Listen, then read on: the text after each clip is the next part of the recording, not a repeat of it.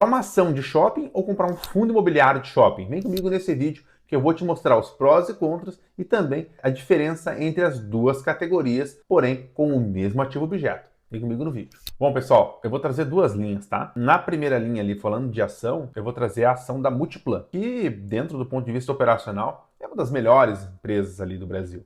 Nesse sentido. E na outra ponta, quando eu for falar do fundo imobiliário, eu vou estar falando do XPML, XPMOLs, também ali com uma das melhores operações do Brasil. Eu até poderia comparar, comparáveis, né, digamos assim, colocar Iguatemi, JHSF para comparar com o XPMOLs. Eu vou trabalhar operações que são muito boas, né? E nem tanto ali a questão do aspecto relacionado ao valor do preço em si do shopping, tá? Bom, eu vou começar aqui pela Multiplan. A Multiplan, pessoal, pode ver que está aqui, ó. O patrimônio líquido é de 6 bilhões e 300 milhões. Então, se a gente tivesse aquele índice P sobre VP, orientar melhor a gente na questão do fundo imobiliário, que é o que a gente utiliza, aqui esse é o P sobre VP da Multiplan. E aí, pessoal, quando a gente entra aqui no valor de mercado, por exemplo, a gente vê ali que vale 16 bilhões e 421 milhões. Quando a gente fala isso, então a gente está querendo dizer que o patrimônio é 6 bi 300 e o valor de mercado é 16 bi, então está bem acima.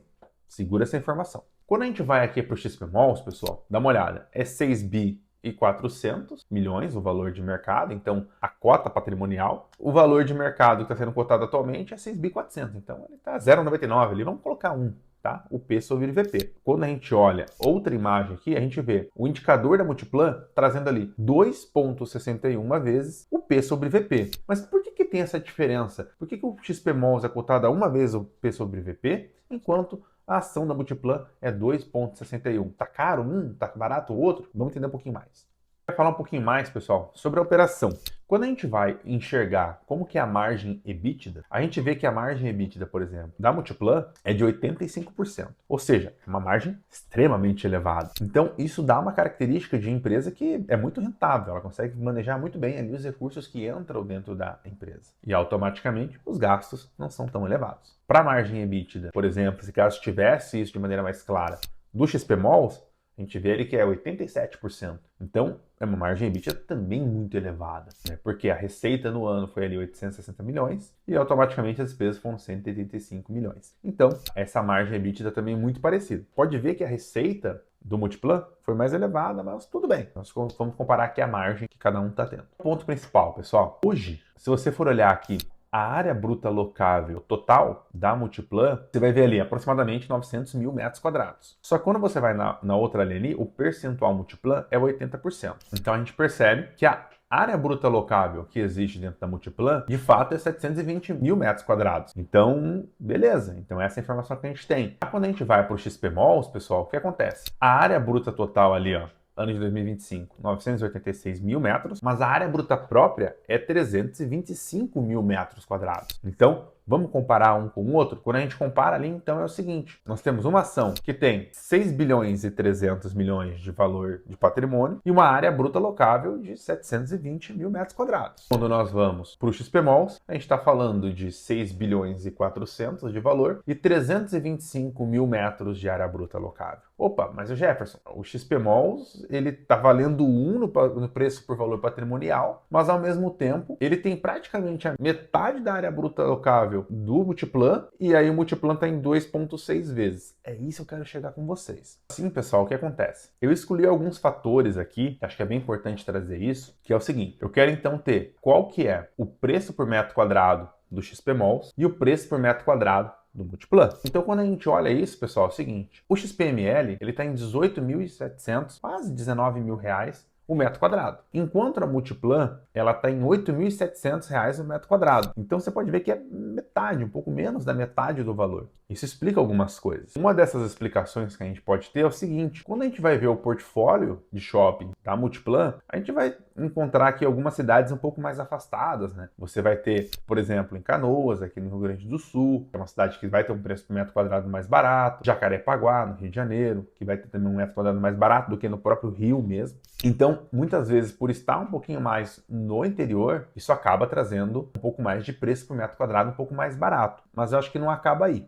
Um outro aspecto para a gente considerar é o seguinte: quando a gente olha aqui, o patrimônio total da Multiplan é 6.300, porém a dívida é 5.400. Então a dívida é muito elevada da Multiplan. Então a gente tem que considerar isso. Por quê? Quando a gente olha na imagem ali dos indicadores da Multiplan, a gente vê que a dívida líquida sobre o EBITDA é 2,17.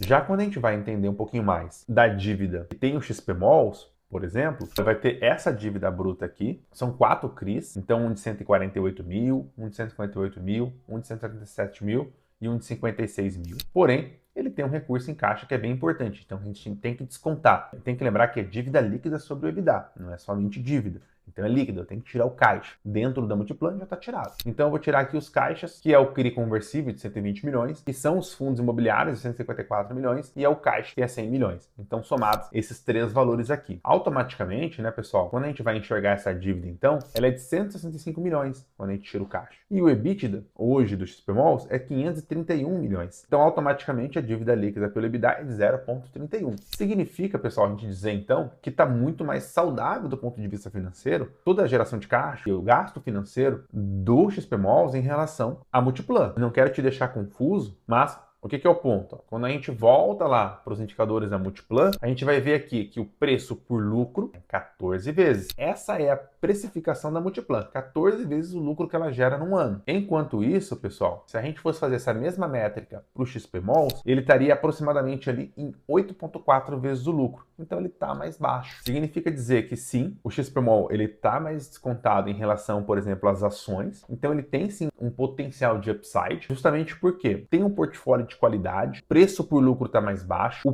preço por valor patrimonial está mais baixo e a dívida está mais sustentável. O ponto interessante que a gente tem que sempre olhar é o seguinte: é como que o fundo consegue fazer essa expansão diante dos cenários totais que ela vai vivendo. Seja um momento de adversidade, com juro alto, com pandemia, etc. Ou seja, no momento benéfico, de queda de juros e por aí vai. Então, quando a gente faz essa comparação aqui, a gente vê que hoje, sim, o XPMOLs ele tem um potencial de upside. Não dá para trazer em números aqui exatamente, até mesmo porque é uma questão legal que eu não posso trazer para vocês, mas a gente enxerga que tem um potencial sim de valorização. É claro que isso depende bastante, né? E como o perfil é diferente, né? O Multiplan está muito mais focado ali no crescimento, o crescimento do shopping. Quem está comprando a ação está focado nesse crescimento. Quem está comprando o XPMOLs está muito mais focado na renda. É claro, se a gente tiver uma queda de juros, por exemplo, aí esse cenário pode se concretizar um pouco mais. E aí sim, o XPMOL começa a sair daquele preço por valor patrimonial de 1 e vai para 1,2, 1,3. Então, estou falando de 30% de valorização, dependendo do potencial que for chegar aos juros. Então, acho que é muito mais olhar para esse aspecto.